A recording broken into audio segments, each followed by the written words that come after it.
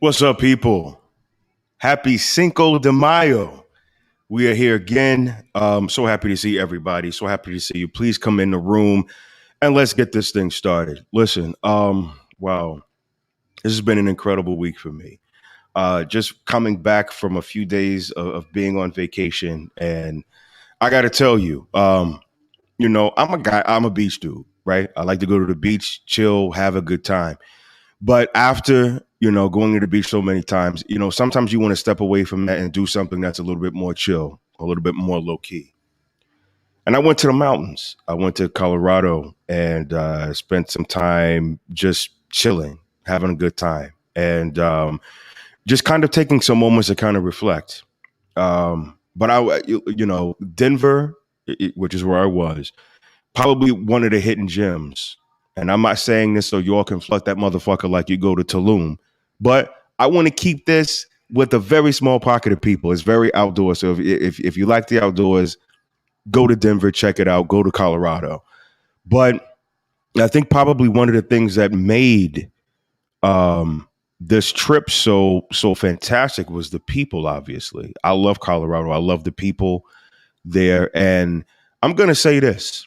I've been to a few states in this country, but my experience this past weekend in Colorado was incredibly receptive as a black man, not as a tourist, not as a person who, just goes and, vacation and chill. But this particular trip, as a black man, I really felt acknowledged. I felt like my plight in this country was acknowledged and in some ways reconciled. There was a lot of white people out there that was kind of like, yo, you good? I got you. You need anything? Extra care, extra attention. I didn't know how to feel about that at first, but I'm like, y'all do what you do. And I think that I was owed that as a black man in this country. And I think we are all owed that. And when I tell you from, just kind of going on a tour that I did and just kind of checking in and having conversations with random people and just kind of seeing different things while I was there, and just to have that engagement with the white people there, I'm like, shout out to y'all. Y'all know what it's about. I've never seen so many Black Lives Matter signs and T-shirts and people just engaging you and wanting to know what they can do. Just to, I don't know. I don't know what that's about, but we got to figure that out. We got to connect with the people in Denver and let's capitalize off of that because there's something there. It's real. And I see I see an opportunity for change there. So, God bless y'all, man. I really enjoyed that trip. But this is Cinco de Mayo. Y'all know this is a nighttime talk show. I'm not going to be the only one up here having a margarita. So I want you to go get your drink and tune in and enjoy the show, right? Tonight, many of you know the feature topic. It's about marriage. And to help me carry this burden of a conversation with you, um, I have a special guest, right? She is a licensed therapist. She is an author.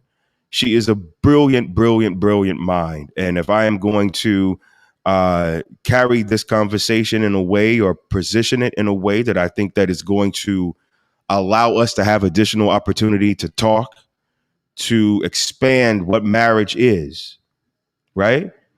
We got to bring on the experts. Everybody welcome C. Anderson to the party. Welcome to the party, C. Anderson. Thank you. Thank you, How you Brian. doing? I'm glad to be here. I'm good. I'm good. How are hmm you? I'm great. I'm great. I'm great. As I was saying, this is a tough conversation that I think we're about to have. And a lot of people may not necessarily want to hear the tough conversations. They may not necessarily want to hear how we are going to structure this conversation. Because I think a lot of times what we do as people, what we do as adults, is when the heat is on us, we like to switch it and move it into a different direction. We Hmm. like to switch it and move that shit into a place where it's like, okay, yes, I understand and recognize that it's happening, but I can't take any personal accountability. I don't know what to do. So Hmm. let me shift and move it. And I think that having nuanced conversations is necessary. How do Right. do you feel the same way? Yeah, definitely. You know, things don't change if we hide the uncomfortable, right? If we run from discomfort, things just kind of remain the same. And so these kinds of conversations, they need to happen so that we can be aware of what's going on. Absolutely. Yeah. Absolutely. Okay. Well, before we get into that, everybody, we kicked the show off with trending topics about some of the things that have happened over the week, whether it's social media, media at large. We're here to give you the business. So I do want to say one thing about tonight's show because there's been a lot of conversation about what we're going to talk about specifically. So you see this banner at the bottom of the screen. That link, you're not able to click on it, people. So for some of you technically challenged people, but that link that's in the banner, that's scrolling at the very bottom of your view, I want you to take that link, type it into a browser, and be a part of tonight's show, right? I'm also going to put it in the comments and make it a little easier, a little accessible for you. So make sure that if you want to be a part of the conversation, that link that you see right now, I'm going to keep it flashing for a little bit. Make sure you type that in your browser so you can be a part of the conversation. But starting with tonight's topic, this has been something that I think trending topic. I think everybody has kind of weighed in on this in our community for the past few days, and it started with Tim Scott. And I gotta say, Tim Scott is a Republican. It's easy for us to go with them to go against them. We don't have a good relationship with Republicans, this community, but it's easy for someone to come out and say what he said apart, in that party. But when you put a black face up there, when black people already think that Republicans feel that way, oh shit, we got a problem. We got a problem. Um, in my opinion, Kamala Harris came and did the same thing. Her messaging was different, but it's the hypocrisy, right? How can you say in one moment, let's start with Tim Scott. Oh, well, this isn't a racist country, but I got pulled over. Kamala Harris, oh, well, this isn't a racist country, but there are things that we have to reconcile and with our past and things that are going on today, right? It's the hypocrisy and the mixed messaging. A lot of people are going to say, oh, well, she know what she was doing. Oh, she can't be the first black person up there doing X, Y, and Z. She was the first vice president. Well, Obama was the first president. How many excuses are we going to make? How Mm-hmm. many excuses are we going to make? Is this or is this not a racist country? And I say that, we had a problem when Trump couldn't call it out. Everybody was, oh, no, no, no. But it's different for her. Why do you think that is? And do you think that this obviously is a racist country? I'm just, I'm humoring you. But do you think that this is a racist country?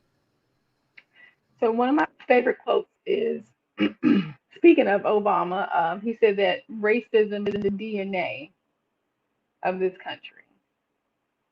So let's first talk about what racism is, because I think a lot of people, we hear the word so often that the term really loses its meaning, and people start to attribute that term to things that just aren't racist. It could be prejudice, um, it could be a bunch of other things, but racism essentially is one group of people who are in the majority having power to oppress those who are not in the majority. And so in this country, in the majority, those are whites. In the minority, blacks and other races or persons of color. Black and POC is not the same thing, by the way. So when we look at it, it's a system based upon race that allows for certain things to happen to a certain group of people. So, so those in power are able to control access to things for other groups of people. So if we look at the black and white, that dynamic, that history, right? Whites in this country, in America, were responsible for the enslavement of Africans and their descendants. We're also responsible for really horrific crimes against African Americans, but then also the systemic and systematic oppression of Black persons in this country. That is the history. There is nothing that can be said to change it, and we are still dealing very much with the effects of that. It's very, very real. Um, and so to say that this country isn't racist. It just isn't accurate. That's not what research tells us. That's not what statistics tells us. That's not what the history of this country tells us.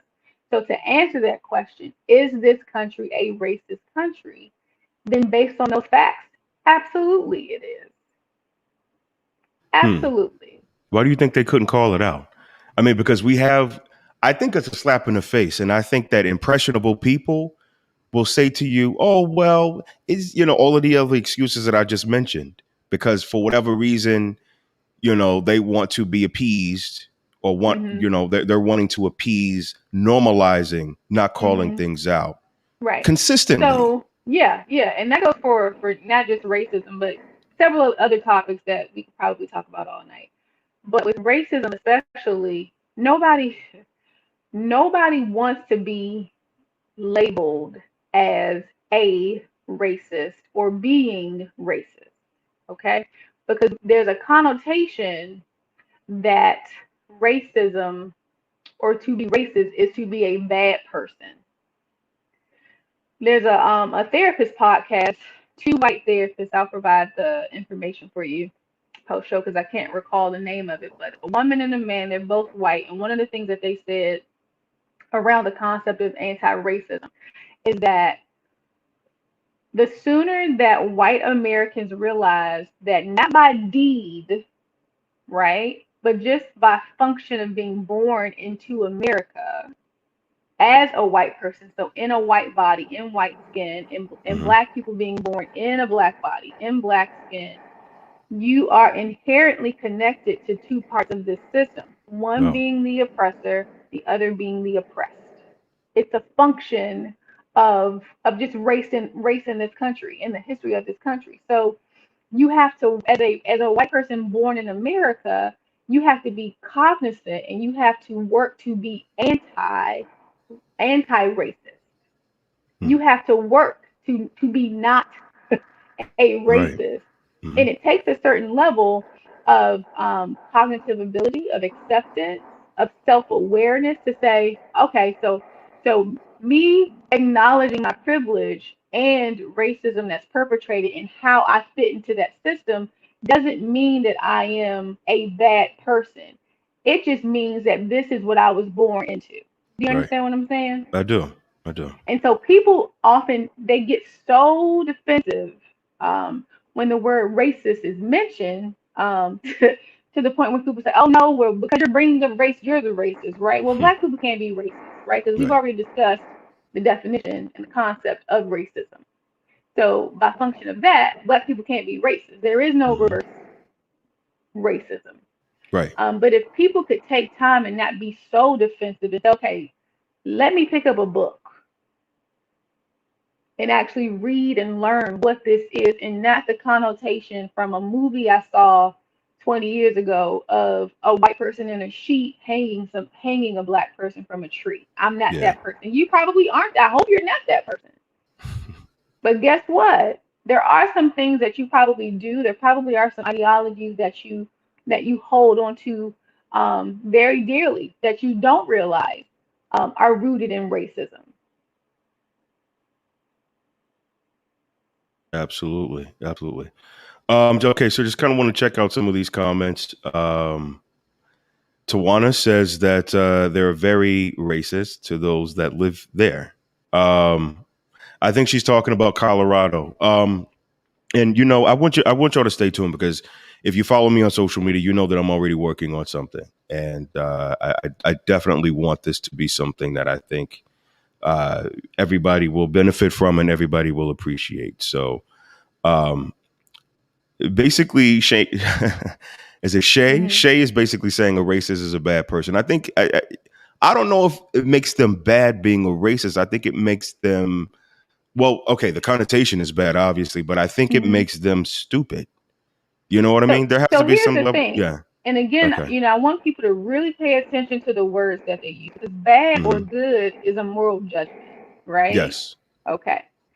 So, so I can say that a person who has whatever characteristic is a bad person. Hold on, Mo is racist and policing racist in America. I don't know who Hmm. Mo is, but Um,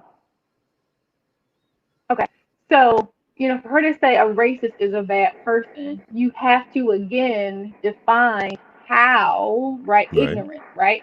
So That's a good ignorant, term. yes, Ignorance good. right? So ignorant means that they don't. There's something that they do not know. There's an absence of knowledge there, and like I said, people have to be taught because racism is so deep, so deep. This country is so deeply entrenched in it. People have to be taught not to be that, and they have to understand what it is. So just like if you have a child, we teach children to give because we are naturally selfish, Mm. right? We teach our small children how to share, how to be selfless, right? Right. Because when you're born at like mine, mine, mine, mine, mine. And so it's the same way if they're born into a system that holds them to a certain caliber while oppressing another group, to them everything is okay. What is the issue? That's how we Hmm. get bootstrapping, That's right? true. Just you got the same opportunities I have. Just pull yourself up by your bootstraps. Hmm. When it's like, no, we don't have the same opportunities. There are No, barriers that maybe you don't realize or understand, that are there. absolutely. She also says No they do. Shay, no Shay. They don't know. Yeah, because I mean, They some people don't live in a know. bubble. They really do Yeah, live in a bubble. some people Yeah, absolutely do live in a bubble and really don't understand it because they think that if I'm not using the N word, right, then I'm not a racist, right? absolutely. Because they Yeah, don't understand what racism is. And so, you can get upset and you can say, well, it's 2021. It's 2021, and people are doing a lot of things that don't make sense. So, yeah, no, right? And then we can't even absolutely. say it's 2021 because we've had 4 years of a president who's gaslighting or who gaslit millions of people into thinking that everything was okay and that there wasn't a race issue in America. So no, everybody doesn't know. Yeah. Okay. It's not common knowledge. Absolutely. We No, it's not should common knowledge. know, but Yeah. guess what? If we were teaching our children what racism really was and how it works, how it's implemented in your neighborhoods, how it determines how much funding your schools get, how it determines that prison, um, that pipeline to prison dynamic as well, like, then guess what? We would know. But like you said earlier, Brian, it's not talked about, it's not discussed, and it's not talked about, nor is it discussed in its true form.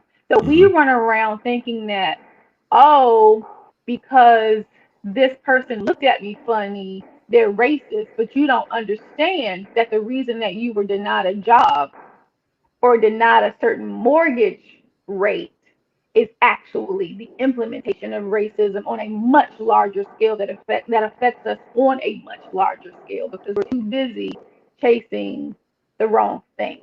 Absolutely. Okay.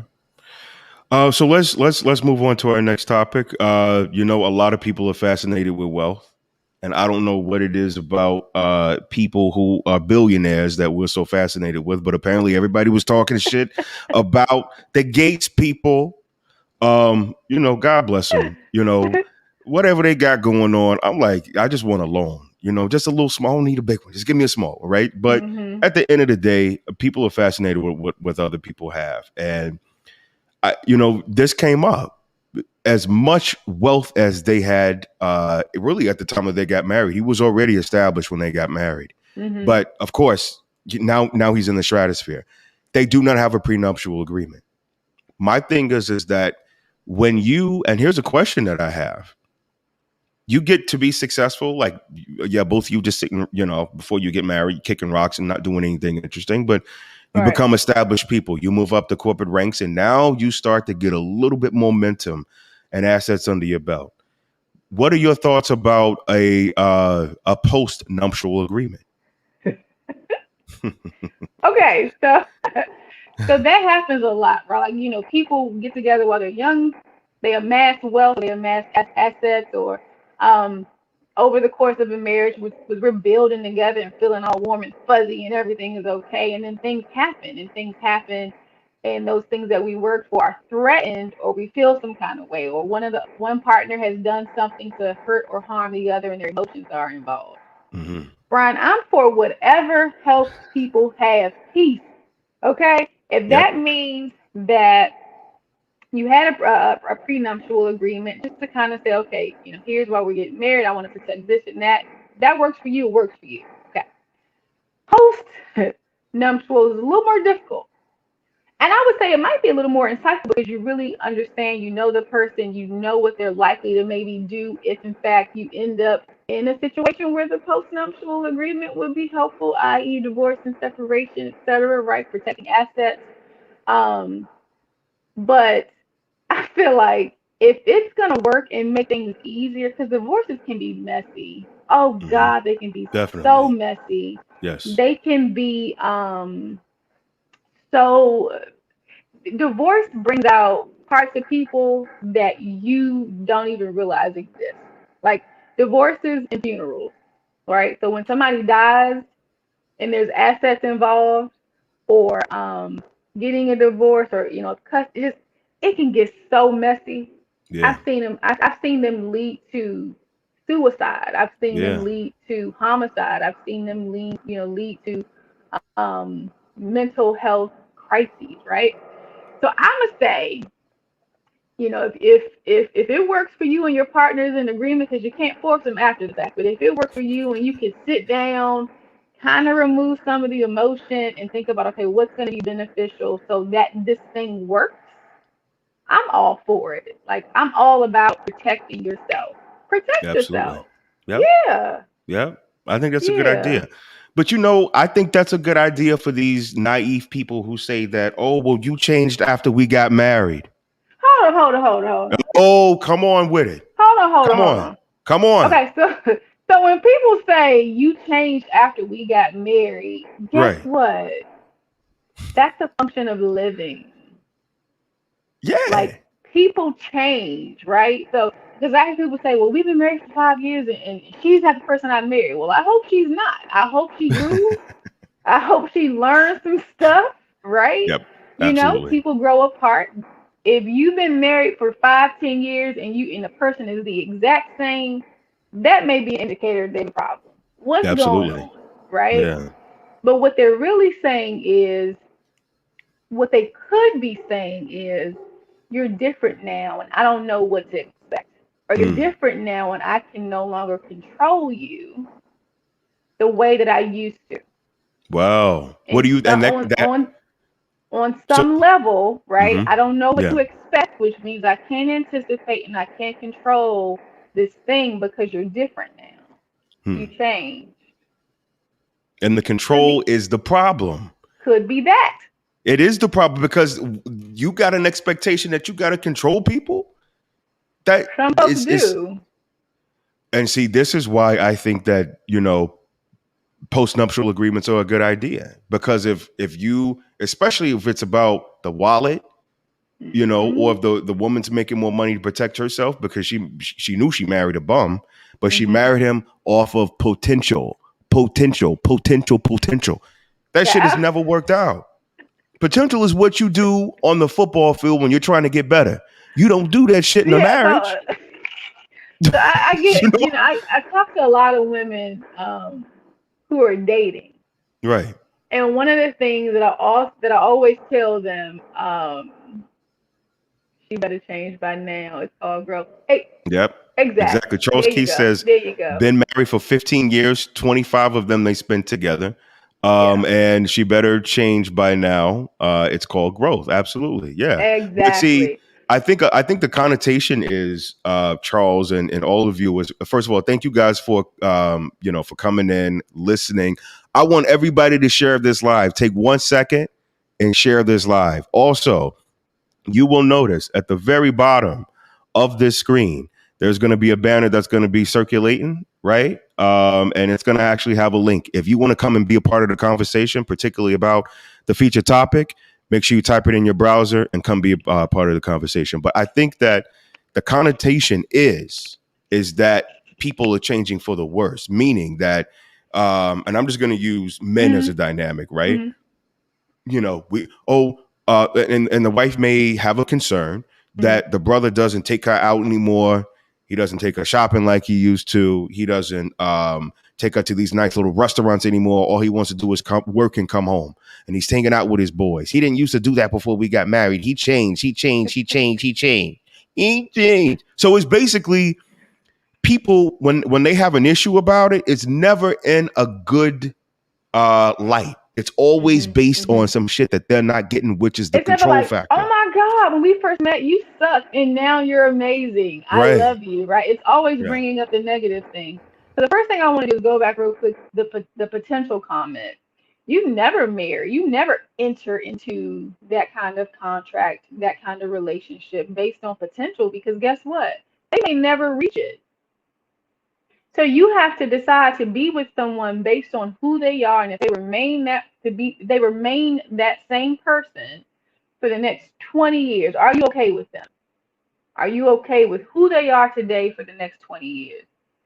The other part is when people say that somebody has changed, like the example that you gave, from a perspective of a woman saying, my man or my husband used to do this, this, this, and this, and now he kind of goes out with his boys, et cetera, et cetera. I would always say, well, how have you changed, right? What pleasure, what respite, what relief is he finding outside of your space, your home, being around you? That's what I would direct my attention to. Because change is usually caused by some sort of catalyst, right? Some sort of incentive, something kind of impacting whatever that thing is, right? So then you have to ask yourself, well, how did you change? Right? What's happening now that's causing him to not want to give in that way or be present as much or do all of those things that you say he used to do? Because it usually goes both ways. But we don't want to talk about that. No way. No way. But Mm-mm. we're going to get into that tonight. Ladies and gentlemen, we're going to take a quick 30-second break, and then we're going to come back with our feature topic, do some damage. And I want y'all to go get your drink. Keep in mind, Cinco de Mayo, this is a nighttime talk show. You all know what it is. Go refresh your drink. You got 30 seconds. We're ready to come back and deliver. All right? See you in 30.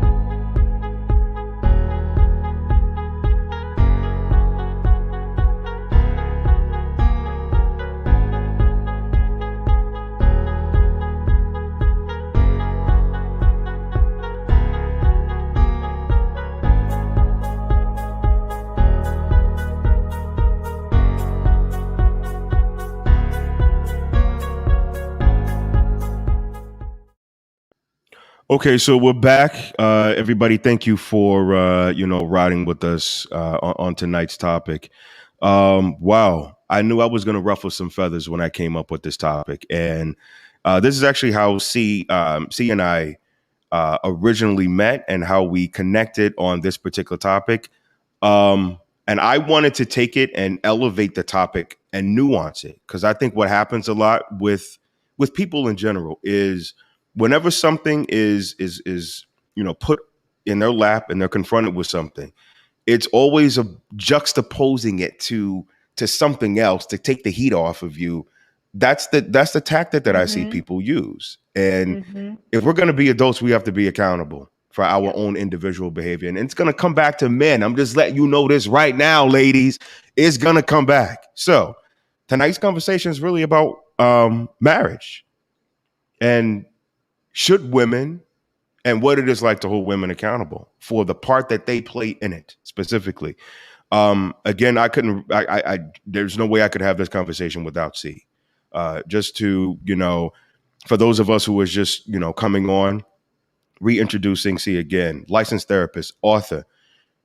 She's done the media tour and on several different topics. She has her podcast, and anyone who is poised, eloquent, sharp, brilliant to carry on this kind of conversation, I think it is a responsibility that I owe. everyone, before we just kind of dive into this topic. So please know that I'm mindful, I'm respectful, and I'm appreciative of being able to foster this kind of conversation. So I don't want anyone to think that this is gimmicky or okay with clicks and views. This is not what that's about. Yes, we want to have fun. That's why I said I gave you 30 seconds to go get a drink. You can come back and talk shit. But at the end of the day, this is what it's about. I think before we can really kind of talk about this, because my purpose for this is to have conversations around this specifically for our community. We do not have the platforms. We do not have uh, the media infrastructure to be able to do this in a constructive, critical way. So if we're going to talk about what this means and how to start it off and how to structure it, what is Black marriage? I think Black marriage, in my opinion, is different. It has a different level of expectations. It has a different level of criticism. It has a different history in this jurisdiction, in this country, than I think that any other uh, community has been afforded to carry in a way that ours has not been able to, right? If we have to define what Black marriage is, see, what's your definition? Agreement. Mm. Being in agreement. And the reason I say that, I take it out of the context of a traditional, it's like the institution of marriage, is because we weren't always afforded that opportunity, right? So we Right. know that we are the descendants of enslaved Africans, and that for 400 years, 500 years, we were not able to legally marry, right? So we often had situations where we jumped the broom or had some other sort of ceremony where there was a an agreement and a commitment for two people, and that was marriage. And then we look at other situations like mom and dad might be together for 30 years, might live in the same home, but they may not be legally married, but they are in agreement. They have a healthy home, they're raising healthy children, right? So I think for us, again, and we talked about it pre-show, is that things are different for us just because of the way we came into existing in this country. So things are very different for the Black collective in the way that we do things. So if we bring, marriage license into the picture, okay, I get it, which also brings a little different twist in there too, because we know that our divorce rates tend to be a little different, our marriage rates tend to be a little different. So marriage for Black people is what? Different. And that's okay. So that's how I would define it. Absolutely. I think Black marriage is well, if we're connected to our ancestry, we can really unfold the potential of what a Black marriage can be. I Hmm. think that it is unity. I think it's respect. I think it's community, love, of course. I think it's Hmm. respect, tolerance. It's volatile. It is somehow chaotic. Hmm. It's dysfunctional. It Hmm. is abusive. It Hmm. is it is a myriad of different things.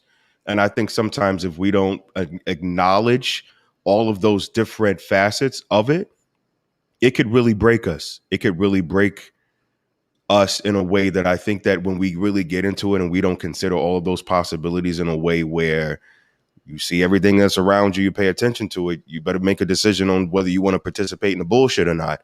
I think that a lot of that is um, what we don't really share, and Mm. it's very African to storytell, but we don't tell our stories about our marriages. We don't get truthful. Yeah, And everything isn't everybody's business, but I think there's a way of being transparent about things. I was gonna say, But don't not put your business in the street now. no, no, no, no, no. But I do think that there's a way to tell a story and to be Absolutely. transparent at the same time without inviting everyone into your personal affairs. And I Yeah. think that is a boundary because that is very sacred. But I do think that Black marriage kind of touches so many different things because of our history and Hmm. because we don't have the same war, which we're going to get into in a moment. We don't have the same war on our family institutions Mm. as everyone else. So I think that we have to navigate it in a way that is very fortified, you know? Absolutely. I think we have to be very protective about it as well. And leading into that, I think that the understanding that we have about marriage starts very young. Little girls, you all play dress up. You visualize what that day is going to be. We don't even. It does not happen with boys. I know. It doesn't happen. But my I thing is, it's like know. little girls do that, but who else are they showing up with? But wait a minute.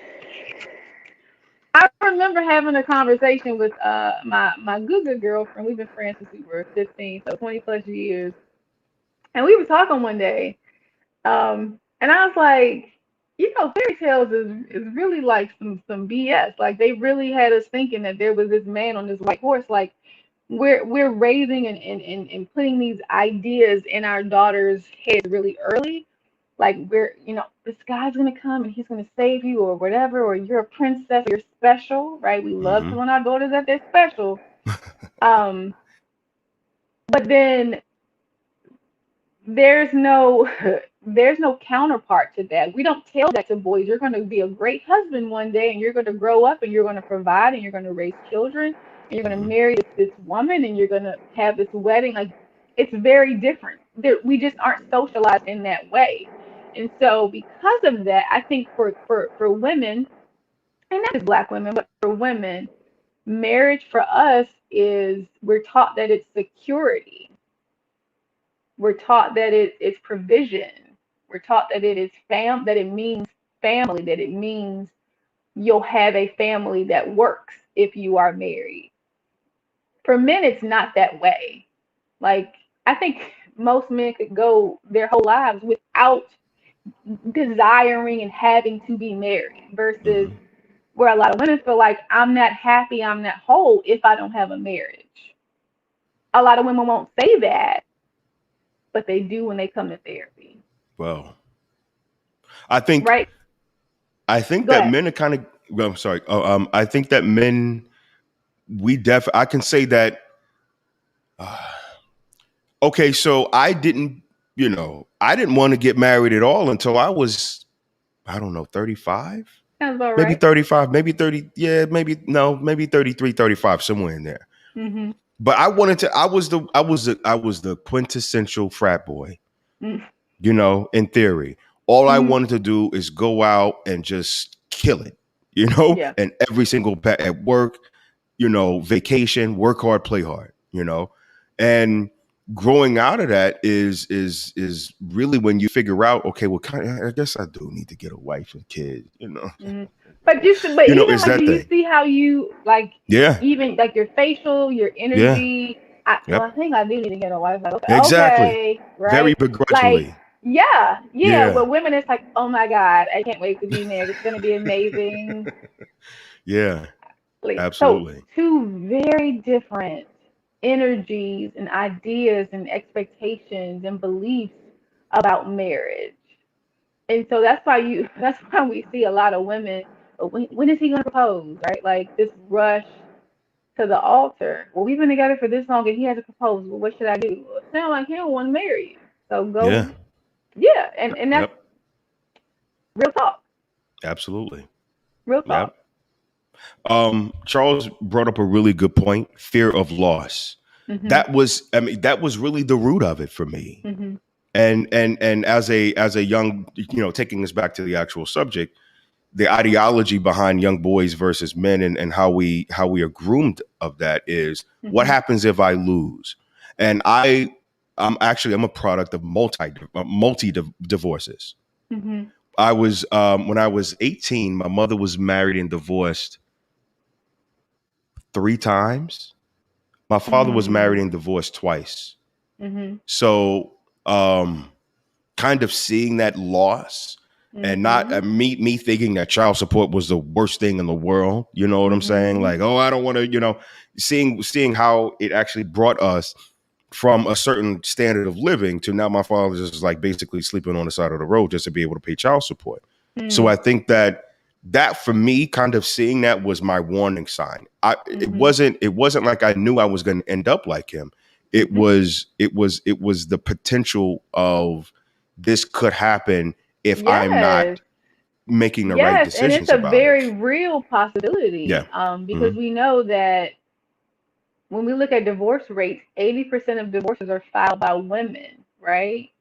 And so historically, men are the one left, I would say, holding the bag, but men are the ones that are left without the bag, right? Men are usually the ones who are paying alimony, who are paying child support, who maybe have lost more than, or walk away losing more than they've gained. And so I can imagine why that is a fear, right? That fear of loss for a lot of men, because that's just kind of, that's the way that the family law system or the justice system is kind of works in the woman's favor. Those are just statistics.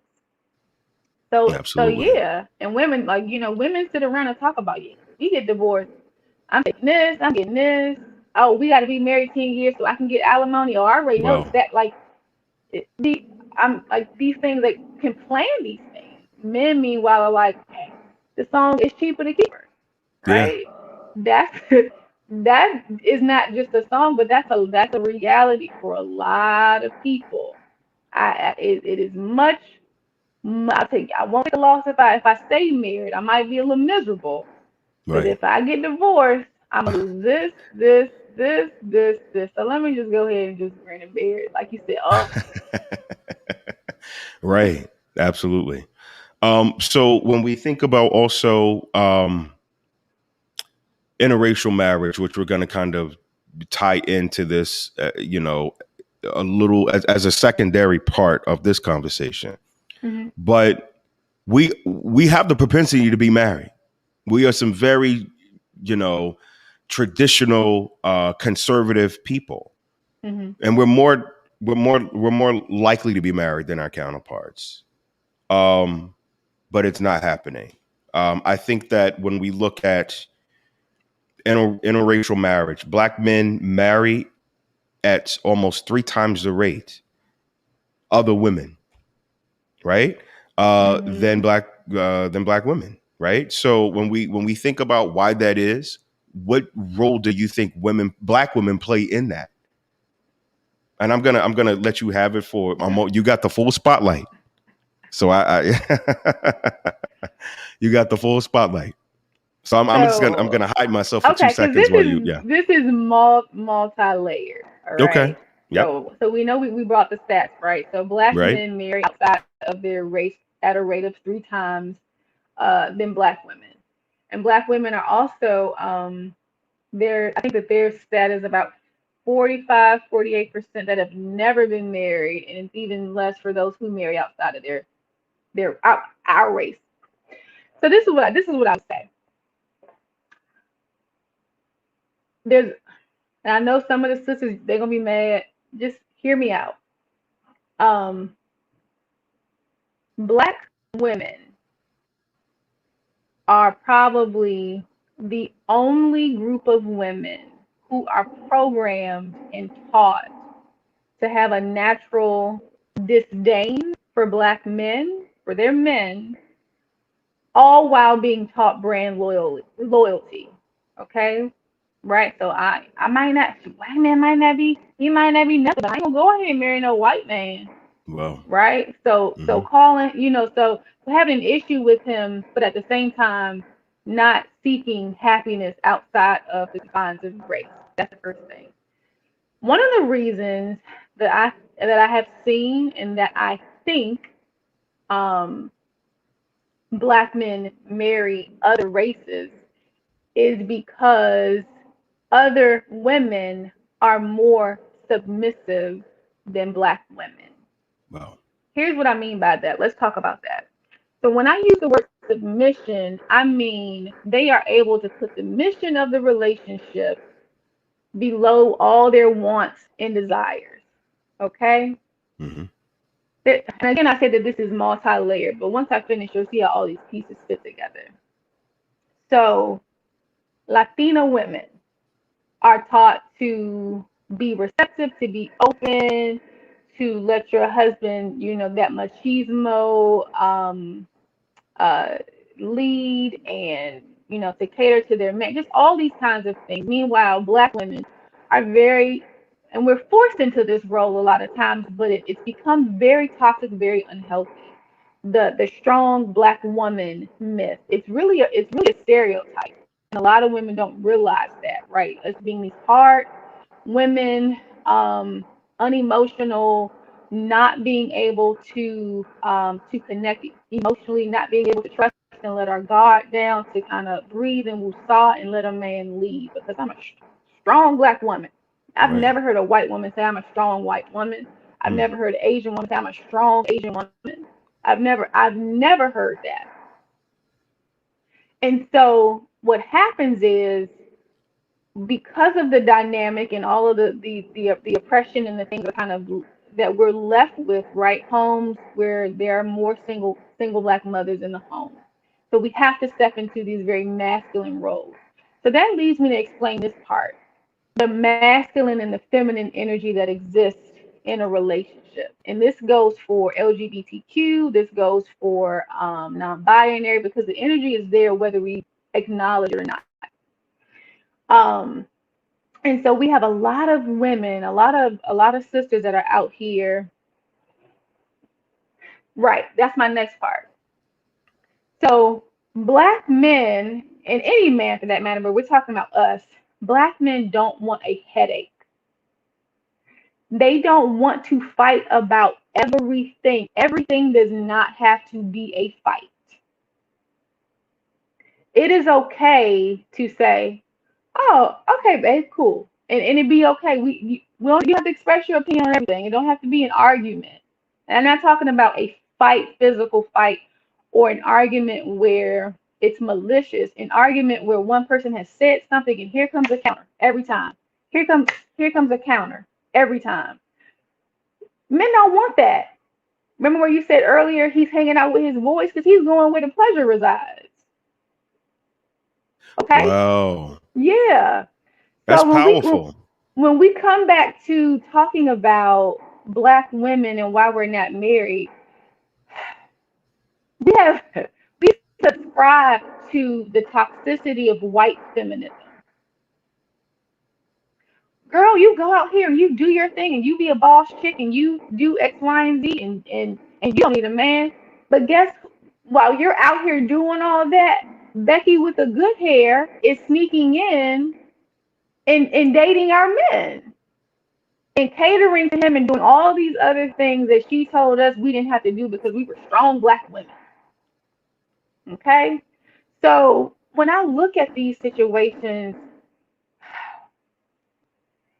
it's really, it's saddening. Is that thing. It's saddening Yeah. because I don't believe that Black men necessarily, and some of them may, and I know why it is, but go out and seek women who are not Black. It's because they see that as something that they can that they can manage, that they don't have to fight with every day. They don't have to go out in the world and fight corporate America, or fight the police or fight the system and then come home and fight their wife. Yeah. I think that's a part of it Okay? too. Cooking, cleaning, and making a home. There's a lot of hesitancy, a hesitance Hmm. with those expectations for women, So especially. let's talk about that real Yes, quick. Yeah, absolutely. let's Yes. talk about that. So Yeah. back to that masculine and feminine energy piece. So feminine energy, right? And there's a balance there, and it's there for a reason. And so what I have seen is a lot of Black women who are very masculine in their energy, wanting to lead, wanting to make decisions, wanting to always be in control, not being able to trust the man that they are dating, and they pick that man for that reason. Whether we want to call him Hmm. a beta, right? Whether we want to Right. call him a simp, you picked him for that reason. Hmm. Then Wow. the other Which is part of that is us not being able to even fall back into our femininity so that we can be submissive. Submissive isn't being a slave.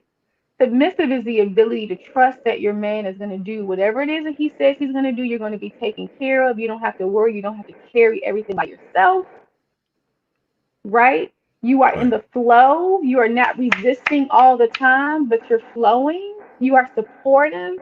You're receptive to the things that he says without having to give your opinion, without having to say things to counter, to feel hurt or to feel seen. And you know he has your best interest at heart. Who don't want to Mm-hmm. live like that, honey?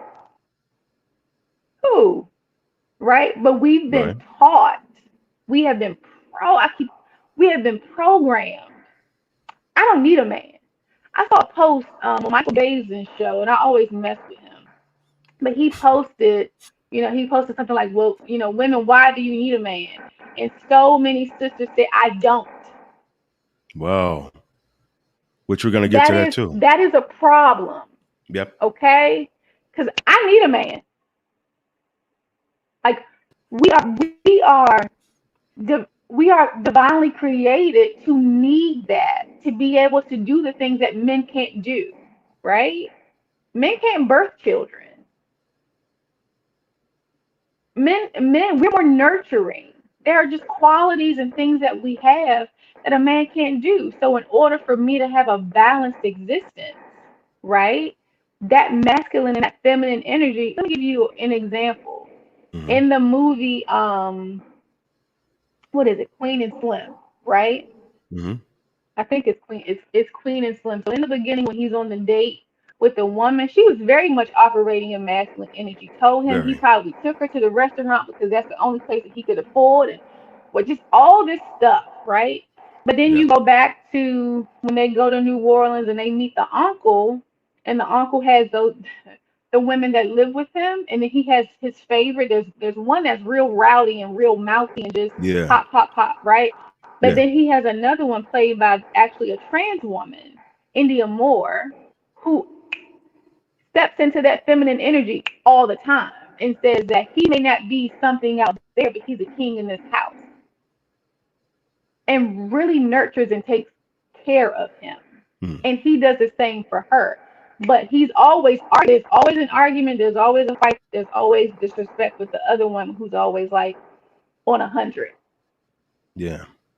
right? And so Mm-hmm. men don't want that headache. And so I think a lot of times when we have these conversations, women are so quick to say, what about men? Well, if I'm doing all that, what is he gonna be doing? Well, we talking about us right now. Since we talking about you. We're not talking about what he's doing. We talk about that later. But we don't want to hear, we don't want to listen. We're ready to defend. We're ready to say, well, my mama this and did it, my daddy, and that's the issue. Your mama and your aunt have told you all these horrible things, their horrible experience, or you may have seen something and now you're guarded, right? There's some trauma there. How And do that's you preventing, mm-hmm. it's a how do barrier, you essentially. how do you have a conversation, or what would your recommendation or advice be to a woman who, or women Hmm. who are in that combative phase? Because you know what, you mentioned that, and I think that that is really critical to a lot of brothers. What Hmm. advice would you give women who may not know that they're emasculating men? So How would my she check in question, with herself? so my question would be, number one, what is your tone? I had a sister in therapy, and she's telling me that her husband's complaint was he keeps saying that I'm this is how the conversation was. He keeps saying that I don't hear him, and I'm like, what do you mean I don't hear you? I'm listening. I said, ho. I said, uh, is that the volume? Like, is that the tone that you have conversations with him? Yeah, and I said, well, you yelling at me, and I don't even know you, so I can't imagine how you come off to him, and he is telling you, trying to express to you that he doesn't feel heard. And when a man says he doesn't feel heard, what he is likely talking about is he doesn't feel respected. Women don't take on all the responsibility. Women actually take on about this much. So see, do you see how when we start to talk about our flaws and we're not dogging men and talking about men and everything that men are doing wrong, how the defensiveness comes up Mm-hmm. Do every you think time. that and Every this is time. a trait that is specific to Black women? I This is won't what this is. say I Yeah. won't say it's specific to black women. What I will Okay. say is that black women have been programmed and it's been exacerbated and amplified in our community because we are sold the trope of we don't need a man. So it's like me, what I gotta respect him for when I don't even need him. I got a job, I got a house, I got a car, I'm raising my kids. And Well. guess what? Father's Day is next month. And you know what you're gonna see? You're gonna see a whole bunch of posts that say, I'm the mother and the father. Hmm. No, ma'am, you're not. Wow. You might be a hell of a mother, Wow. but you'll never be a father to your child. Absolutely. So Absolutely. we continue to believe that, and we don't want to hear the truth. And my thing is this, like, sis, it's like it starts with you. And when you can really understand what your contribution to a problem is, that is the first step to trying to help to solve it. Mm-hmm. But if you continue to have blinders on and not wanting to take any and then I'm talking about this sister's comment that just popped up, and she said we're tired of taking all responsibility, and I disagree. Well, guess what? If you were taking responsibility, if you were taking accountability and responsibility, don't look like I'm tired of taking all the responsibility.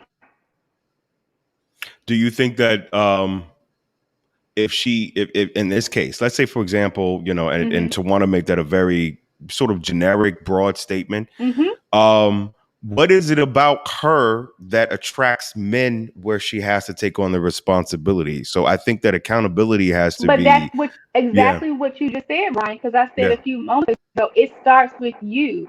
So even in a situation where you feel like you're taking on the responsibility, why are you exactly what you just said? What is it about you where you are having to take on responsibility? Or she may mean accountability. I don't know if that's what Hmm. she means or not.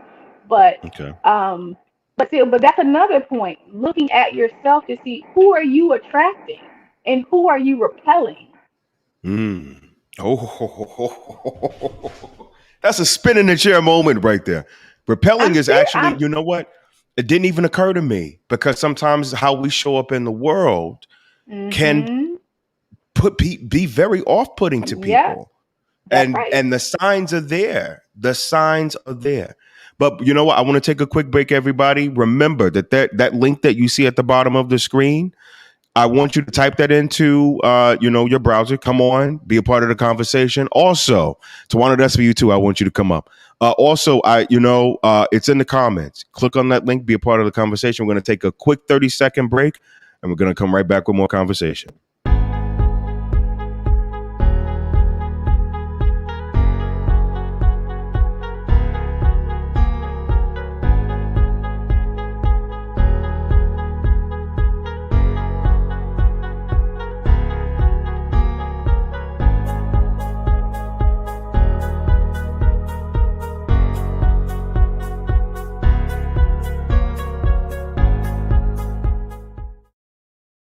Okay, we're back. We're back. We're back. We left our last segment really kind of talking about accountability and the responsibility that I think or one of our viewers mentioned that women take on a lot of responsibility. But shifting away from that and kind of maybe touching on it a little bit, one of the things that you mentioned, C, was about feminism and how it has really Mhm. affected it. In some cases, if I can lightly say, there's a psyche of how Black women see Black men. Mhm. Um, and you also mentioned that a lot of women say they don't need a man. 48% of women, Black women in particular, have never been married. Bigger than any Mhm. other group that's out there. Yeah. Now, those particular feminist ideologies, what other, I mean, not really what other ways, but what would you say that, in terms of a broader impact that the feminist movement has really had on Black women? Mhm. Do you think that there is a way that Black women can dissociate from that ideology and maybe reconnect I with us? think absolutely. I think anything's possible. Hmm. But To understand, you really have to go back and understand what the goal of the suffrage was, right? Um, with Susan B. Anthony and her counterparts. So initially, it was for women's voting right, so the right to vote. And then at some point, they tried to connect with Frederick Douglass, but they understood that if they connected with Frederick Douglass, that those in power who were essentially white supremacists would not it wouldn't be beneficial to the goal of them attaining the right to vote, right? So their movement didn't include the plight of black women in America, right? Late 1800s, early 1900s. It did not include because we were still fighting for our civil rights, the right to be acknowledged as a whole person. And Mm-hmm. so when we look at that, the movement it wasn't about us. It wasn't for our benefit because we didn't get the right to vote until almost 50 years later, 50, Yeah. 60 something years later, right? So it wasn't about us. So when we subscribe to that part of like the suffrage and then the movement in the 50s and the 60s, like sexual liberty and those things, when we take that juxtaposed to where we've come from in our African heritage and tradition, it takes us out of our village mentality. It Mm-hmm. takes us out of the fact that we need each other, and we're not this self-contained, sustaining, all-in-one being. And so I see a lot of people. She says men need to stand up and make decisions. I don't know what that means, but okay. Um, okay. So you're divorced. That's what's happening here. You got some stuff coming out. So we're not gonna do that. Not on this show. Okay. So it's important that I want to respect whatever she's going through. So I'm not gonna dig into that Okay. on here. All right. Mm-hmm. So when we look at the historical context, because that's where we came from, that's the foundation of the feminist movement and the movement in the 60s and 50s, and we look at what was happening in the black community at those same times, it's incongruent. It, that was not our struggle. So when we subscribe to those belief systems, it doesn't fit. Now, I'm not talking about being self-sufficient, being able to care for yourself, being able to take responsibility, being able to manage and live in this world. What I'm talking about is contributing to the breakdown of the black family structure. There's so Mm. much research.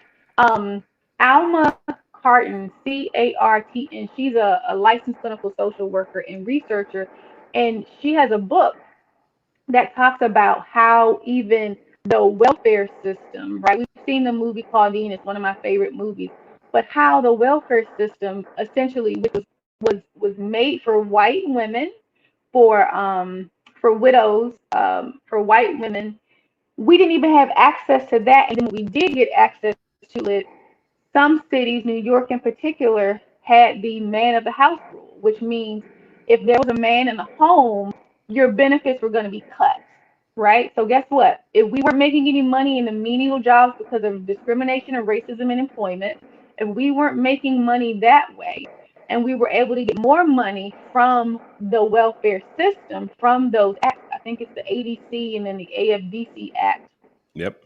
then guess what? Then we're not going to have a man in the house because we need this money to be able to take care of her. So all these things, Brian, work together. So you can't just isolate one thing. Men need to stand up and make decisions. Who?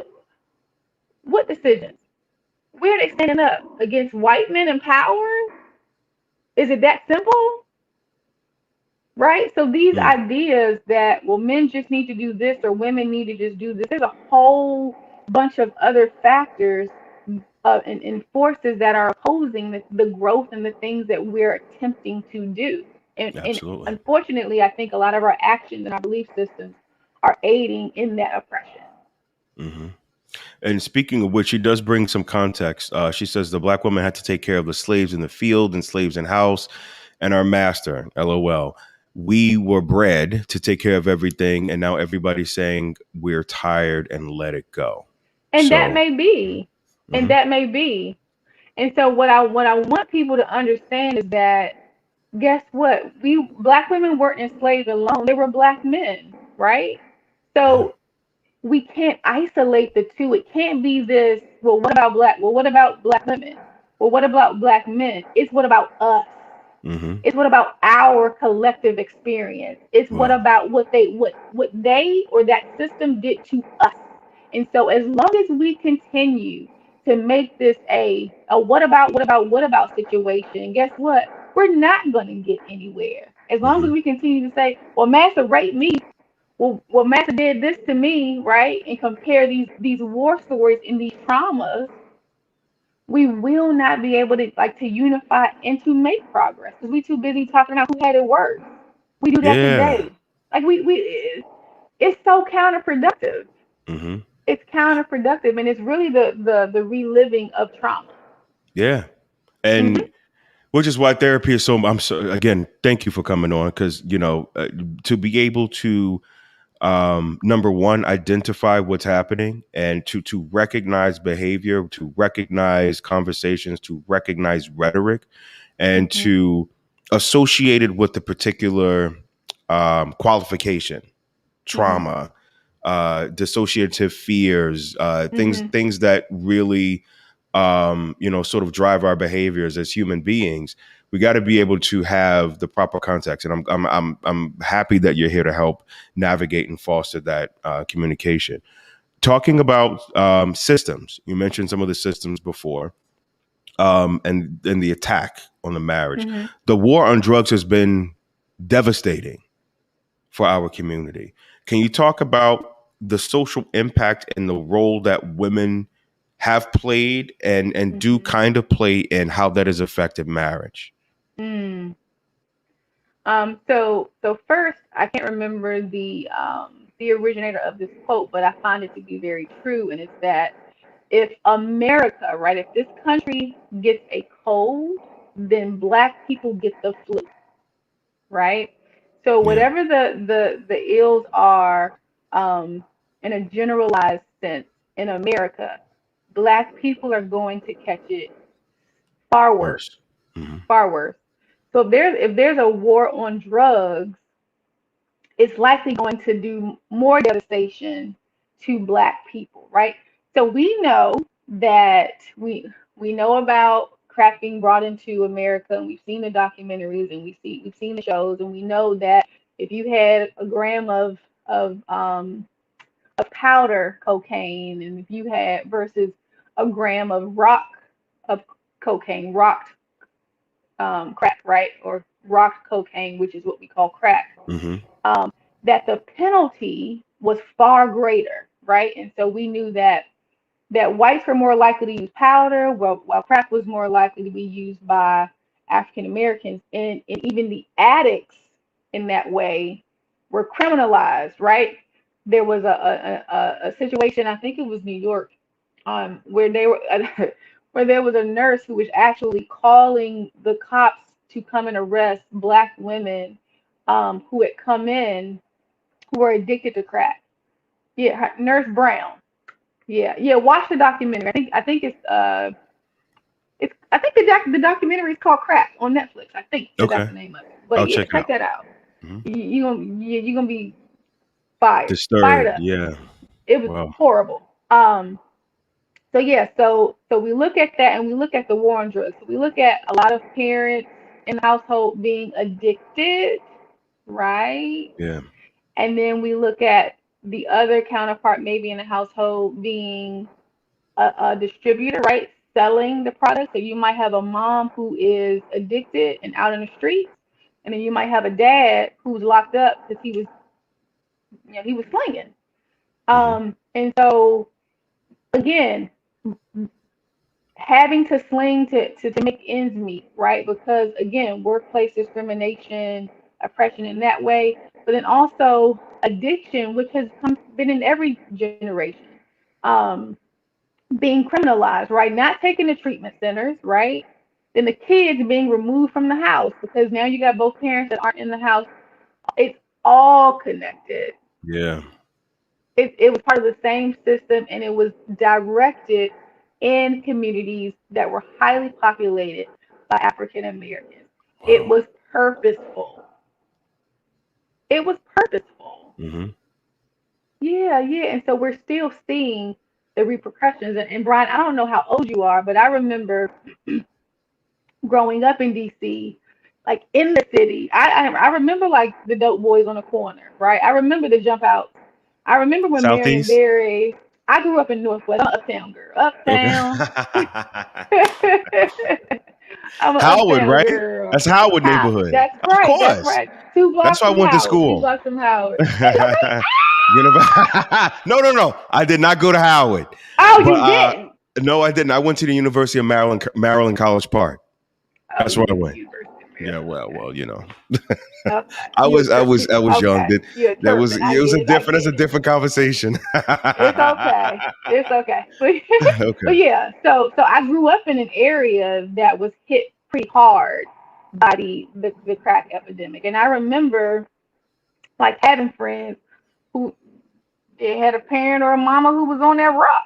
Yeah. Or, or my brother's friends who were getting arrested, here and there. And I remember like the jump out boys raiding the house across the street, looking out the window, Hmm. and then him being gone for 5 years. Like I remember though, like these are real things that happen.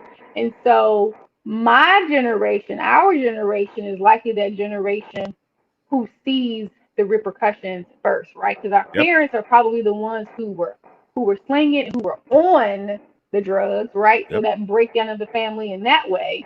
But then my generation is that first generation that has a direct consequence from that Yeah. experience. Yeah, Absolutely. all Yep. purposeful, Yep. all So purposeful. I'm 40, so I'm a part of that generation of Okay. Yeah. the offspring of that crack Yes. era. Yes. Absolutely. Yeah. Yes. Yes. Yes. Yeah. Yep. And as am I. And so you can't separate the two. You Hmm. cannot separate the two. Some Yep. long lasting effects. And so now I don't know if you're a parent or not, but I'm a parent. And so looking at my children and in their generation, them babies, it's Yeah. yeah, it's Yeah. different. It Absolutely. is different. And Yep. while we probably, we try our best to counter some of those things, there are some areas with some holes in it because of that, because of what happened 30 years ago. Hmm. So do you think Hmm. that the women is it I mean, is it on us to I don't know, I guess, because I know you said togetherness and it's us, Hmm. but if the women have to be I don't know, the quarter, I don't know the correct reference or of the correct position, the Hmm. quarterback, um the wide receiver, okay, let me come in and, Hmm. just catch it, and so we can get a So home let run, me or let I me mean say a this. touchdown, or what. Yeah. I don't do sports. Okay, well. I don't play sports. But here's what Okay. I will say. Okay. What I will say is that what I'm seeing is children, the generation under us, having had to like have very dominant women, right? So men growing up not necessarily knowing what a Mario. You got jokes. Um, yeah.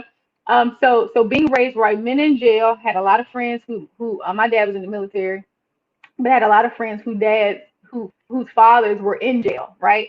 So they grew up with very dominant women in the family. So when you have a situation where a child grows up with a very dominant woman in the family, men learn that authority comes through women, and women learn that they need to be in control all the time, all the time, all the time, all the time. And so when we have that kind of dynamic, you have to kind of reprogram, and you have to have men go through like almost a manhood training, right? Learning what that looks like, because a lot of men and a lot of younger brothers don't know what that looks like, and are imitating what they saw the mom do. Hmm. And I'm not talking about being effeminate. I'm not talking about gender identity. I'm not talking about sexual orientation. I'm talking again about that feminine energy, right? So being passive, Hmm. not Wow. understanding what it means to lead, not understanding what it means to be that that assertive, aggressive force, if we're talking about traditional roles, okay? And then women still operating in that masculine to the point where, like, it makes them sick. Like, I can't tell you how many sisters I've had come in, sit on my couch, and they're stressed, depression, fibroids, just all kinds of things. And we get down to what's going on, and we map out everything that's a stressor, and I say, what are you going to do? What can you let go? What can you relinquish? And they say, I can't. Wow. Who's going to do it?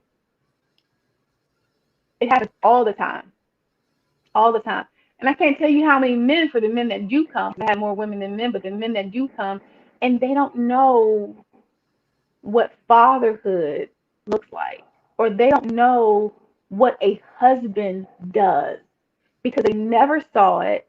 They never had a role model. They never went through the rites of passage that we were used to going through when we were, in Africa, and these things that kind of come normal in development. They didn't have it.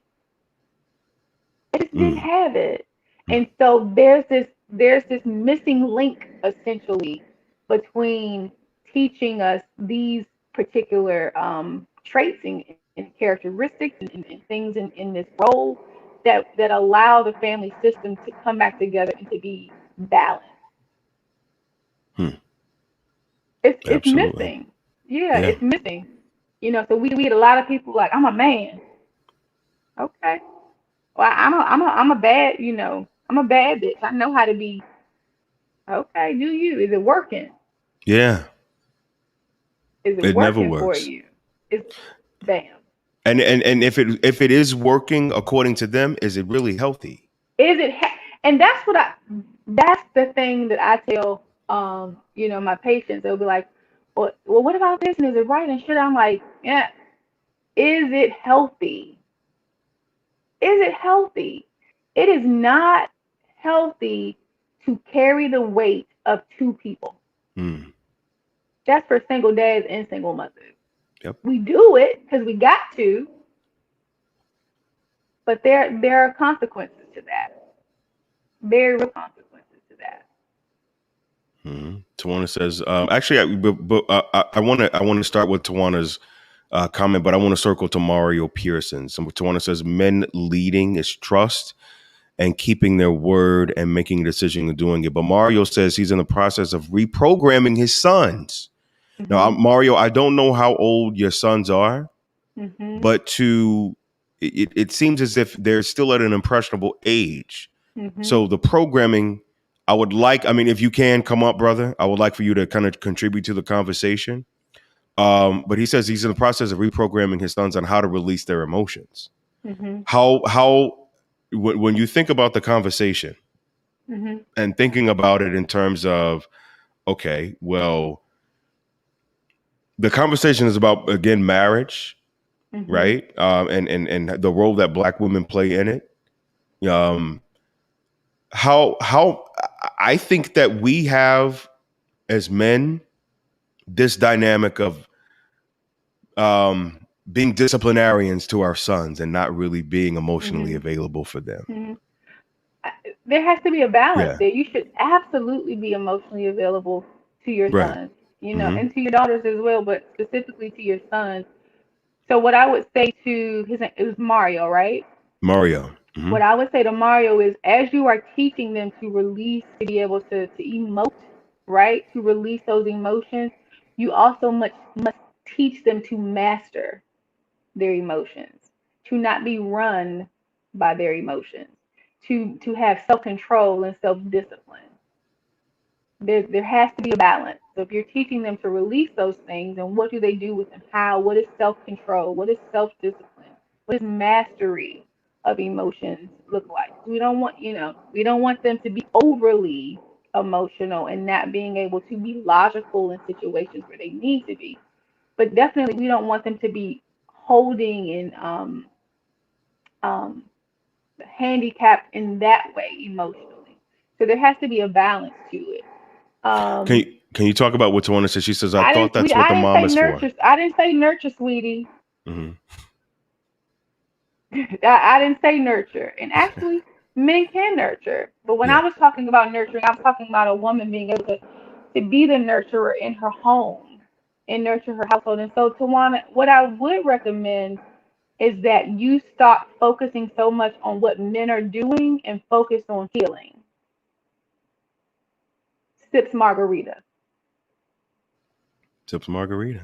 Okay. Yeah, yeah, because Um. real talk, and Yeah. I'm not trying to be funny, I'm not trying to be cute, but I'm being serious because if this is the kind of energy that you're bringing to this conversation, a very much needed conversation, um, then there's some other stuff going on. And again, like we said earlier, when you don't acknowledge it and you don't deal with it, and guess what you become? Bitter, Mm. resentful, can't hear, listen, comprehend, understand, apply, take inventory of self. Block, block, block, barrier, barrier, barrier. Mm. 21 16. Yep. Yeah. I want you to come up, Mario. I want you to come up. You see that little website that's at the bottom where it says "click the link," which typo, obviously. Mhm. But enter that link in the browser. I want you to come up and give us a little bit more insight. But Mario says 21 and 16, and they identified that they have taken on traits and released Mhm. their emotions like their mom. Yep. Both have recognized that I respond very differently, and it's at a point of being able to have a response and not react. Right. I think that was very powerful. And let me tell you something. I'm, my father was very present in my life, but he was not. He was a disciplinarian. He was Mhm. not. He was not. Uh, what's the word I used earlier today? He wasn't very. Um, uh, not really nurturing, but he wasn't.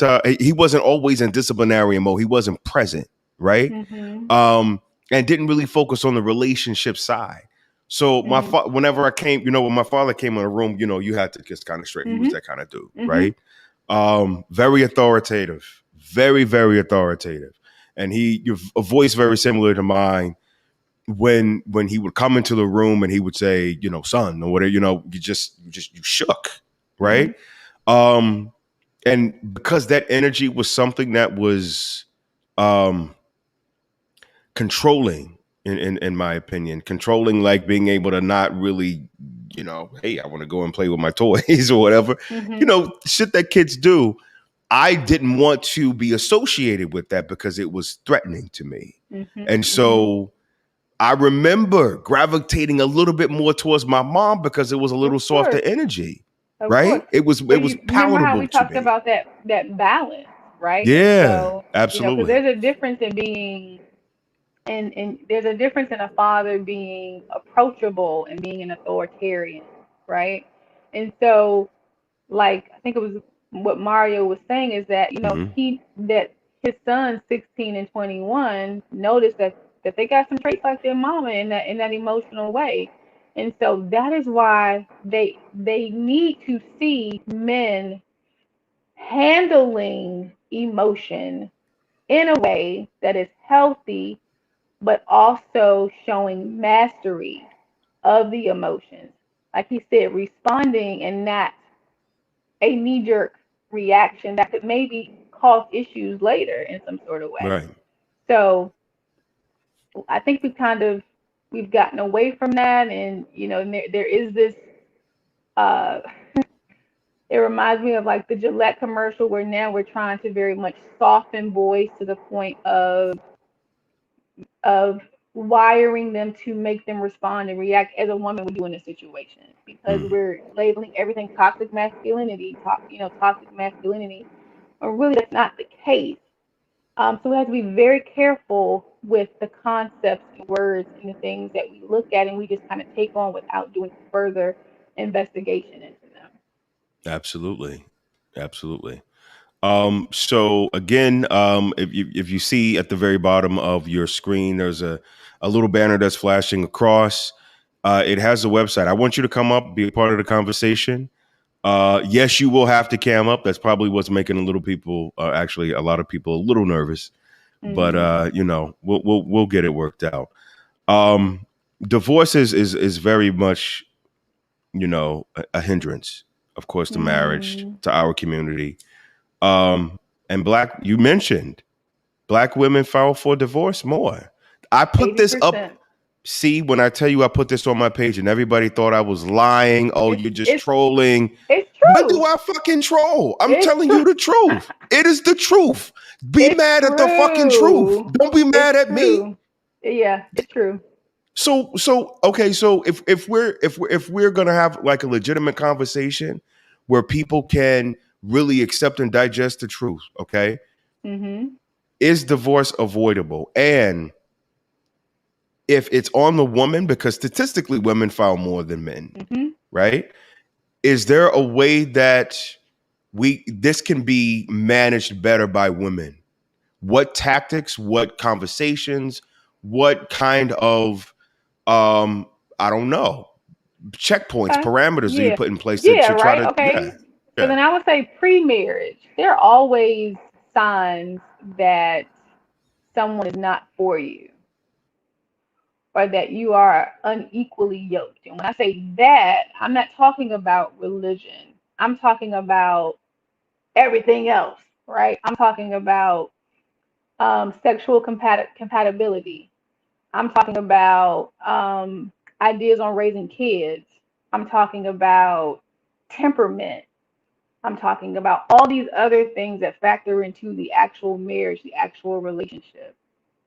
Because what I see when women come into my office and we're talking about their marriage and the condition of their marriage, if it's not something that works for them, I always go back to when they were dating, and there are always signs that were ignored for whatever reason. If it was, I just want to make it to the altar, oh, maybe that will change when we get married because marriage changes people, right? So there's always checkpoints, and people don't pay attention. I think one of the number one things I would tell women to look out for is if you have to ask, like if you have to either ask your partner to marry you or keep bringing up like why haven't you proposed? When are we going to get married? Why don't you know? Why have we been together this long and not been married? That's not the marriage that you want. You don't want to enter into a marriage based on an ultimatum or based on force, right? Right. So so that's kind of pre-marriage, or thinking that things will get better once you're married because he'll see that you're this amazing person or this amazing wife. Nah, he's probably gonna get more comfortable after you get married, and same goes Hmm. for women. Yeah. Absolutely. So then in the marriage, when things happen again, I say, are you looking at your contribution to what is happening, and are you open and receptive to hearing what may be a very difficult truth? So he may feel that, these things are happening because I don't feel respected, you don't feel loved, whatever the case may be. Or is it going to be, are you only going to put the onus on him for the problems in the relationship? So Absolutely. is divorce avoidable? Yes, it's avoidable. It depends on what your goal is and what you're willing to do. But I'm not gonna say like I'm not an advocate for like staying together or for divorce. I'm for whatever's healthy. And so if you have two people that are willing to acknowledge what the issues are, and those issues um, can be helped, and not a band-aid put over, not oh we just have communication issues. No, you have a sex issue, Mm. right? Right. Or no, you have a I want to lead and he wants to lead too issue. We got to figure out what's going on, right? So Absolutely. we can really deal with what is happening and taking responsibility and ownership and accountability for what's contributed to those things, right? One of those things Hmm. is infidelity, Mm. and I never blame um, the other partner for the other partner's infidelity. However, I always encourage that partner to figure out, is there something that happened that contributed to this dynamic, not for blame but for future prevention, because if it's not addressed it's going to continue to happen. Mm. Okay. Well, welcome to the party. So we have a guest. Actually, first of all, welcome, Mario. You're my first official guest on the Brian Reveal Show. Welcome to the party. Thank you for coming up. I wanted you to expound a little bit more on your your comments, just in terms of, you have two sons of a particular age and having to go back and reprogram really how they show up in the world as men. So you want to share those thoughts with us? And you're kind of cutting in and out a little bit. And you're on mute as well. So let me see if I can try to take you off. Okay, try to unmute yourself. We can hear. Okay. So try to say something now. Okay, gotcha. So and also your little chop. Are you using Wi-Fi? Are you using your cell phone? How are you? Good evening. What's up? You a little choppy, brother. I think that's a little better. Okay, cool. Can you hear me? I can. Welcome to the party. Okay. Can you hear me now? I can.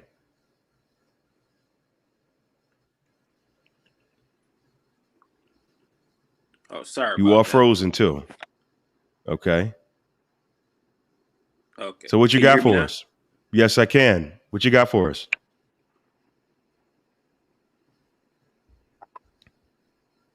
Mario, brother, get it together. This is a live show.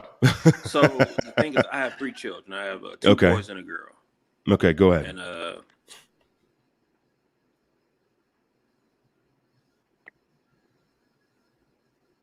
Mario? Brian, I'm sorry.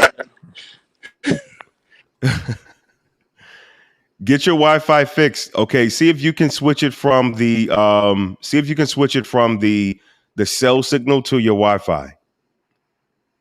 See if you can do that. I'm going to put you back into the waiting room. And when I see everything switch up and it's better, then we're going to come back to you. Maybe I should try to come in.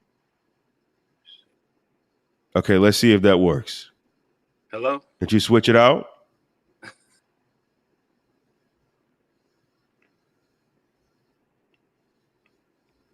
You good?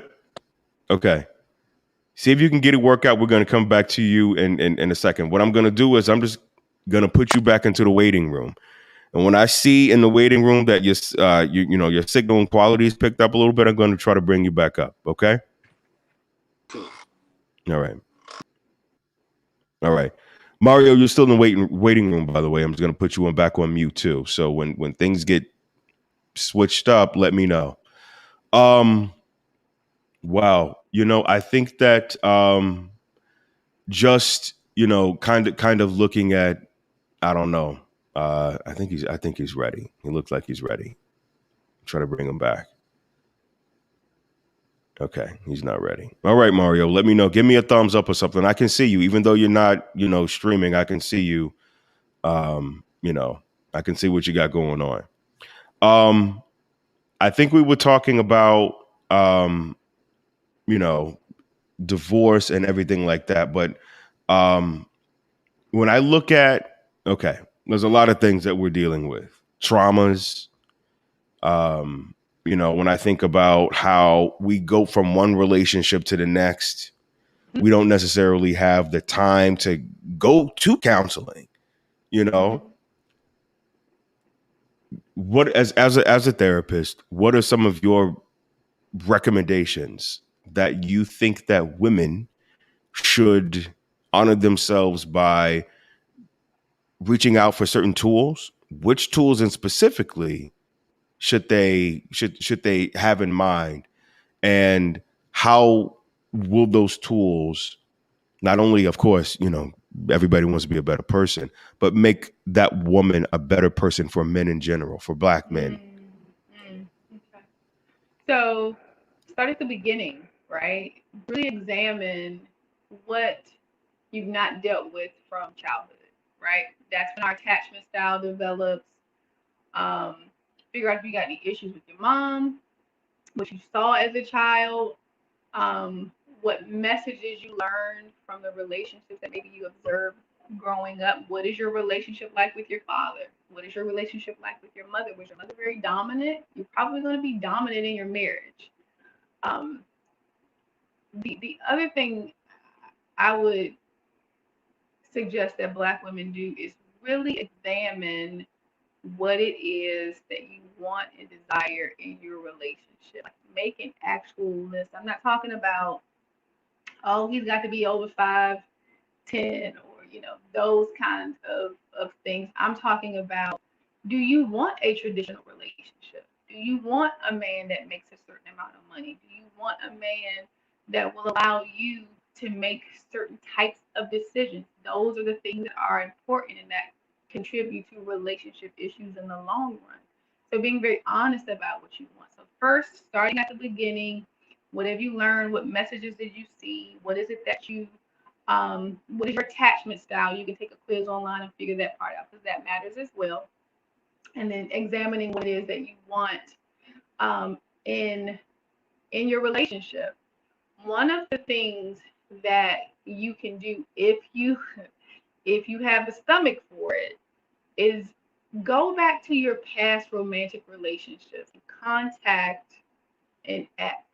A mentor of mine uh, trained me this way. If you go back and you can say, hey, we dated what, a year ago or whatever it was, you know, what are some of the things that you noticed about me in the relationship?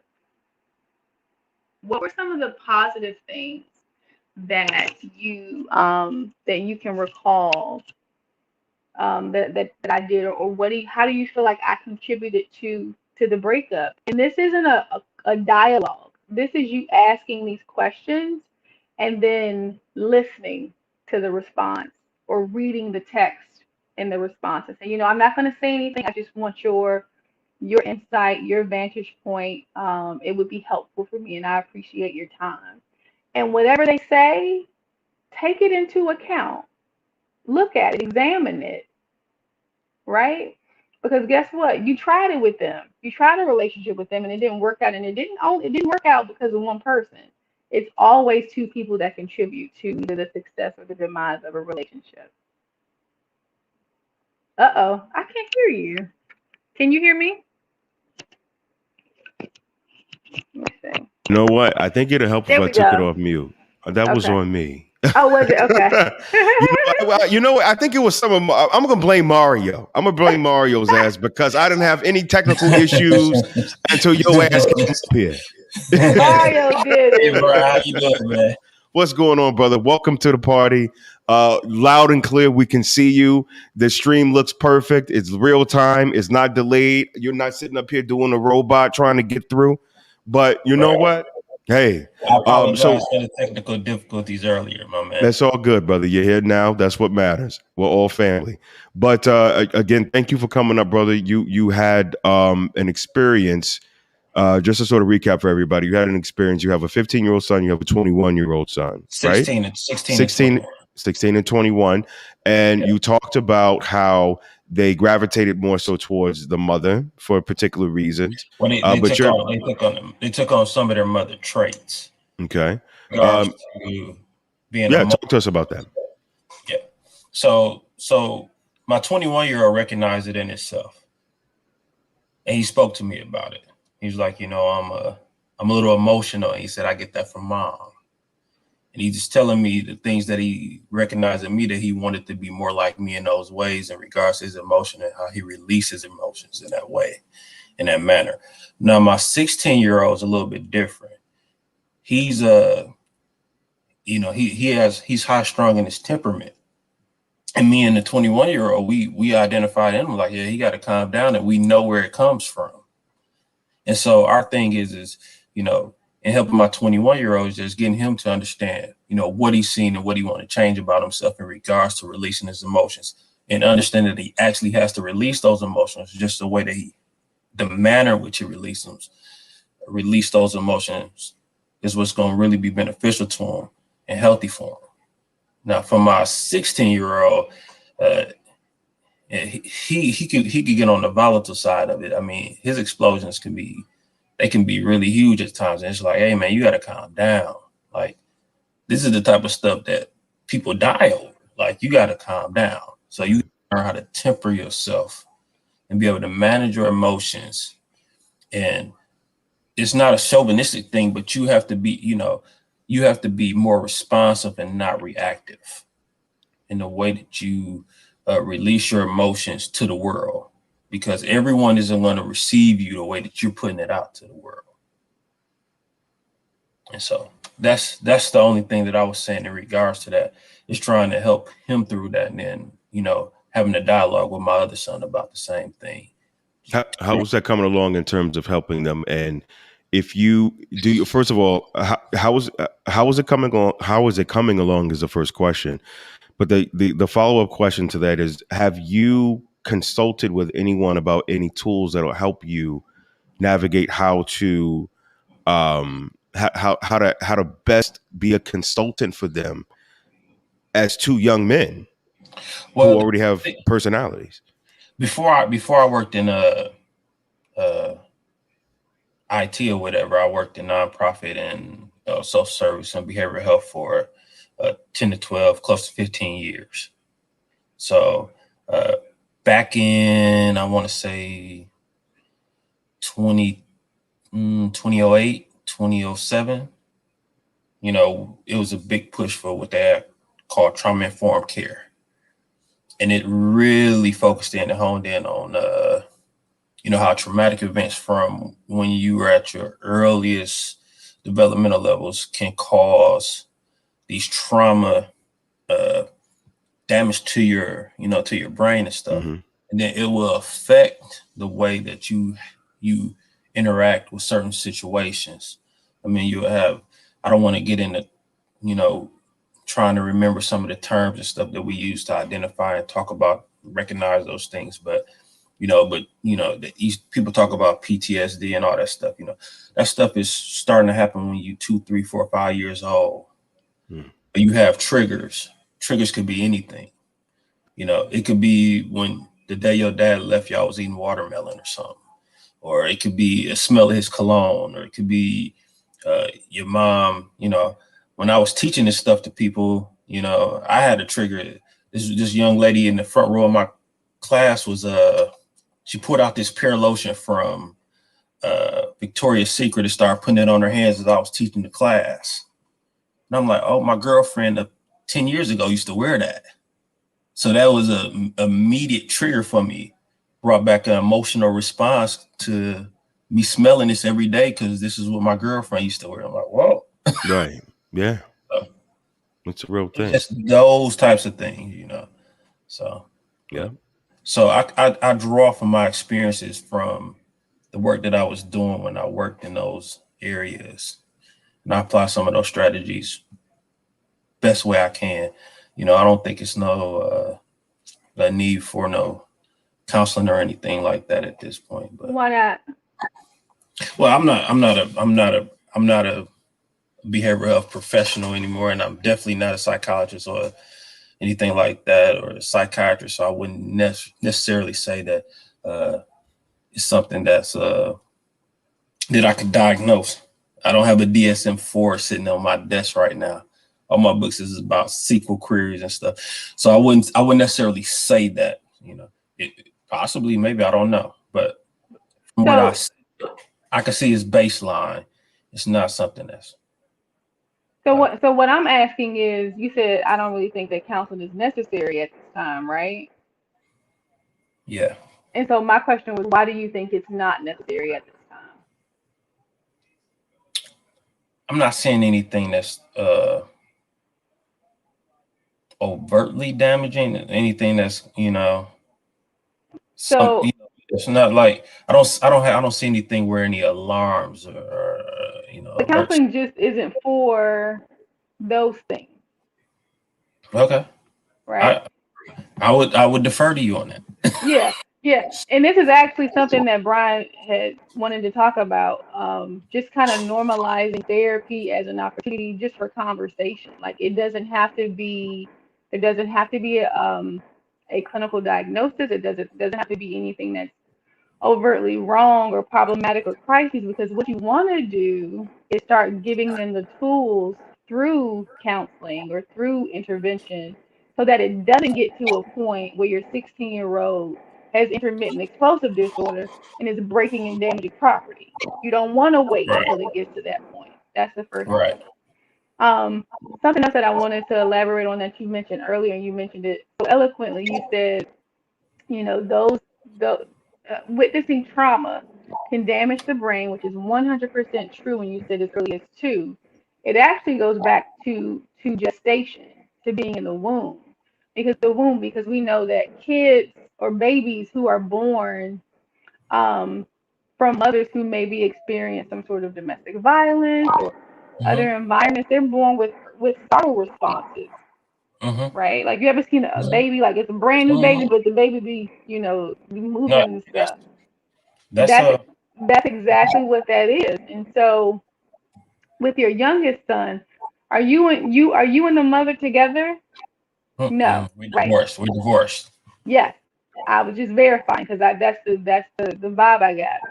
So what's happening is when your sons are saying, I'm noticing that I'm picking up some of the traits that I noticed in my mom. Mom is the more dominant force in their lives. She's Okay? divorced in all our lives. Yeah. So I know that already. I know mom dominates you. She dominates you. So I would recommend all three of y'all are going to have to make some shifts because you're going to have to be able to support them in stepping into their manhood. Because if not, when I said earlier about children who are raised by dominant women, right? I said it before you came on, Mario, that children who are raised by dominant women, they grow up to be dominated by women, or the girls grow up to want to be or desire to control and be in a position of dominance all the time. And that's what you're seeing. But I'm glad that they're able to recognize it and they have this level of self awareness. That's like, I don't want to act like this. There's something I don't want to do this. Dad, what should we do? So, yeah. Yeah. But I And think it's awesome that you're able to recognize these things and that you're so, you have a very expanded knowledge, more so than the average person about mental health and what that looks like. But they don't need to be in crisis to have a good experience in a therapeutic environment. no, I agree. I agree. I agree. You know. So, Yeah, yeah. but Because what you don't want is for mom to castrate them. hmm. which is what we have been really kind of spending a considerable amount of Yep. time on because that's the problem with Yeah. many of the relationships, why marriage doesn't work out, why brothers don't want to be married to black women. Hmm. Well, the thing is that You know, we come to a point where we have to get past the thing of where we have to appease our mothers And as that black men. there you go. You know, when we tell ourselves enough is enough, and mama, you had your life, and you know, and this part of my life is my life now. Mama, I still love you, but this part of my life is my life. Is that what you had to tell your mom, Mario? Yeah, I have to tell my mom I won't give Yeah. her approval anymore. So that explains why your wife married you. Hmm. It makes sense. Yeah, Yeah, it makes sense. I have to tell her too, though. So, but yeah, So there's a I'm resource. over here There's getting a a breakthrough. that's that's what this is about, brother. This is why we're doing this. This is why we're doing this. It's about having a conversation. Yeah. You know, I'm gonna give it to Brian, but out for the people who are listening live. There's two websites I always recommend. One is called therapyforblackmen.org. Mm-hmm. The other is therapyforblackgirls.com. Therapy should be as accessible and frequented as much as we get a haircut for men, get your nails done for women. It's really a lifestyle. It's taking care of that other part of you. When you think about it, your psyche is what allows you to work, allows you to parent, allows you to be present, allows you to function. So don't neglect it. right? If you're not having any issues or anything that feels like an urgent matter or a crisis and everything's cool, still go. Because you're maintaining, that level if it's healthy, right? But if it's something that's maladaptive, you definitely want to go. And it's not something that's scary. You could always go check out a few therapists, see what fits, see what you don't like, and if you don't like it, you don't have to go back. But find one that works for you so that you have one and one that you've built a relationship with. It's like a good barber. You go to somebody and he don't line you up right, you don't go back, but you go find another one. You don't stop getting your hair cut. Same thing. Exactly. Same thing. Well, Mario's facial expressions. Mario, have any other questions? We're about to close out and kind of recap this thing before I bid everybody a good night. Any other questions, brother? No, but Brian, hit me up, brother. You know me, so hit me up, and then I'll come back on and talk to you about some more stuff that me and you got in common and familiar about. Absolutely. We still listen. You're right up the tollway from me, so we still got to get a drink. You still owe me. Well, you still owe me, so that's a whole different. My birthday this weekend. Okay, I got. You said this weekend. Yes, I got you. I was actually born on Mother's Day. Okay. Listen, speaking of devil. Well, listen, have a good night, brother. I'll talk to you later. Man. Absolutely. Yep. Bye. Bye. Okay. Wow. Great call from that brother. I think that one of the things that I enjoy the most is feedback from the viewers, from the listeners, and really being able to contribute to the conversation, because the platform is not anything if I can't connect with you and everybody have an opportunity to share our stories, which is what I was saying and what I was suggesting and what I was really wanting us to be able to come to the table and have some strong stories and connections that we can share with each other. But before we close out, just wanted to say, C, you've been an incredible co-host today. Thank you so much for coming on. I've said it before over the past few days. I feel very fortunate to have you be a part of this experience. Thank you so much. Thank you for having this conversation. It's definitely needed. So thank you for that, and thank you for having me. Thank you. Before we close out, tell everybody where they can find you, what you're working on next, and maybe a little bit more about you, just to sort of seal the deal. So you can find me on Facebook, C Anderson. Everything else like Twitter, IG. My website is C Anderson Live, candersonlive.com. Right now, there's some things in the mix. You never know. Maybe another book. Some other national opportunities have kind of come my way, so you'll be seeing me soon. If anybody has questions, want to reach out. I can't provide therapy online, of course, but resources, questions that may not be therapeutic, I'm happy to answer them, and I'm happy to support. I love Black folks. Yeah, me too. And is you know what? As problematic as all Black people is, I didn't say are. So that was right. Is. I know what I'm saying. As problematic as y'all is, it takes a special person with a special purpose to deal with y'all. With that, everybody, I'm taking next week off. My aunts getting married, Joyce. I can't wait to come and see you in Florida. We ready to do it big. Everybody have a good night, and I will see you in a couple of weeks. Have a good one. Take care. Share this live.